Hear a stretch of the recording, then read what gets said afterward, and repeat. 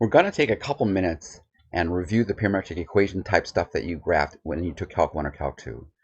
The very first place you probably saw parametric equations was the unit circle, where we write down that x equals cosine t, y equals sine t. T here is the parameter. Remember, a parameter is that other variables depend on, and here you can clearly see that x depends on t and y depends on t. If I want to graph this using Desmos, I would love to be able to write down x equals cosine t, y equals sine t, but that's not the way it works. You make a left parenthesis, and then you write down the expression for x, like that, comma, and then you write down the expression for y. And you can see that you have various equations. For the circle, I usually want to go from 0 to 2 pi, so I'm going to do that. I make it a little bigger so I can have something to look at. Now, parametric equations, most of the time in Calc 3, are used to describe motion, and if I have this, I don't see any motion. The way I'm going to get some motion is I'm going to put a point on that graph by typing in cosine A, sine A, like that. And this is add a slider. Yes, I want to add a slider. I also want to make this point draggable. So I click on this where it says points, and I say drag. I'm not going to be dragging the point, but it makes it bigger, which is why I want it. I want to start again at 0. I want to end at 2 pi. I'm going to make the step 0.01 so it doesn't jump all over the place. Now I'm going to go, you see where the play button is way over here to the left.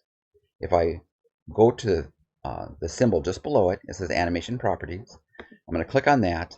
I'm going to go to the third one over, which says play once, which is all I want to, I just want to watch it play once. So I'm going to click on 0, and I now have everything I want. And I'm going to go over here to the play button, and I can actually watch it go around the curve.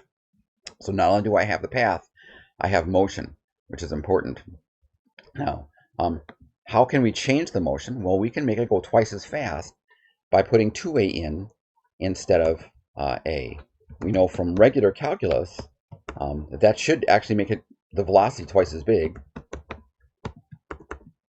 And I want to make this one draggable as well, so I can actually see them both. And I want to start back at the beginning and press play, and you can watch them go. You can see the black button is going twice as fast as the green button. It went exactly twice the distance in the same amount of time. We can make it go 3 times faster just by making it 3a and 3a on the inside. Let's see here, like this, pressing play again. This one is clearly going 3 times faster, which is great. Remember that we can make it go backwards by putting in a -a. Wherever I see a 3a, I press play again, and you can see this one's going exactly the same speed as the original, it's just going in the other direction. So they're both on the same path, right? It's still the unit circle, but now the velocity is very much changed by changing what's on the inside. Now, I'm going to get rid of that one. What I want to do is say, hey, we can do other circles as well. For example, if I want to circle of radius 2, I need to change my parametric equations. I need x is twice as big and y twice as big. So I'm just going to put in 2 cosine t, 2 sine t. It's going to make me change the t values here too. I'll make that 2 pi like that. I want to add a point to this that I can actually watch. So I'm going to say 2 cosine a and 2 sine a, like that. I want to make this one draggable too so I can see it. And now when I go with my A slider and press play, you can see that they're both going around the circle.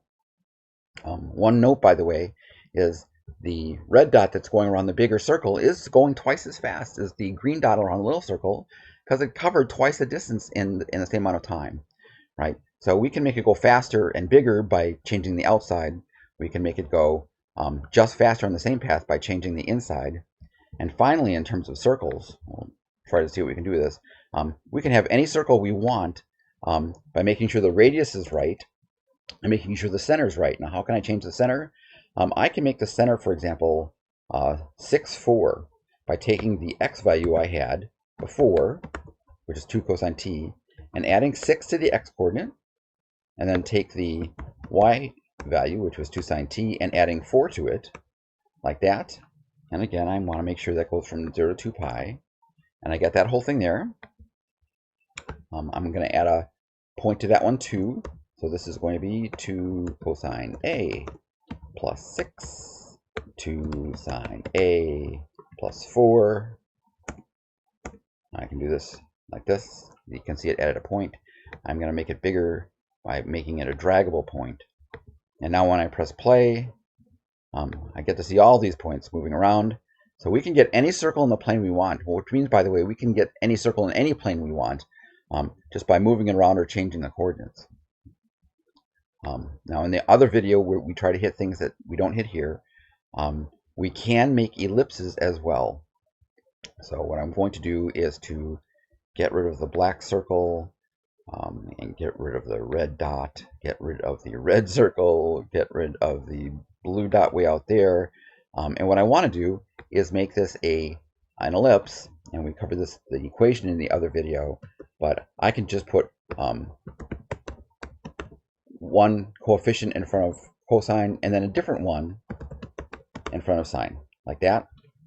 I still want to go all the way around once, right? And you can see we get an ellipse. We can add a draggable point again. So this is just going to be A and A like this. I'm going to make it draggable so I can see it. Ta-ta-da, like that. And let's just bring it to center so I can see it. And when I press play, so we can make any circle we want. We can make any ellipse we want, which is important in an awful lot of ways. So we can make circles. We can make ellipses. We can make, and by the way, we can move the center of that ellipse around as well. I'm going to get rid of the ellipse for a second. We can find parametric equations for regular functions. So let's just add a little tiny note here and say we can make parametric equations for regular functions. And what do I mean by that? For example, if I start out with the function y equals x squared, and I want x equals something, y equals something, I can make x equals t, and then y equals t squared, because now it's still true that y equals x squared. I'm going to get rid of my circle. I'm just going to shut it off. Shutting off my circle. I'm now going to just plot y equals x squared, right? And now I want my parametric equations for that. So I start out with my parentheses. I made x equals t according to my note. I want y equals t squared, like that. It would be nice if we had a better range. So how about if I go from t equals minus 2 to 2 like that? And we can't see anything because I don't see the motion. So to make the motion, again, what I'm going to do is this time I'm going to make it b squared because I don't want to make it dependent on my other slider. Let's see here. Well, like this. How about if I slide my slider back from, how about to minus 2 to 2, make it point to a 1. I just want to go forward once, like this. And now when I press my play, we have parametric equations for any function we want. And remember, the advantage here is that we actually get to see motion along that graph and not just the graph. All right, so I'm going to shut each of those off. And I want to talk real briefly about lines. We hit this in the other video, but you should have seen this also in your Calc 1 or Calc 2 class when you did parametric equations. And they use this a lot in physics and chemistry, so this is important. If I want parametric equations of a line through AB and CD, right, what we need is a different description of the definition of a line. When someone says, let's define the line starting at AB that goes through CD, what we want is we want to have the point AB plus any multiple of the vectors. See, I'm reading this part right here, right? We're going to start with a AB and then add any multiple of the vector that connects up the starting point to the ending point. The parametric equations you're going to see are going to look like that right there.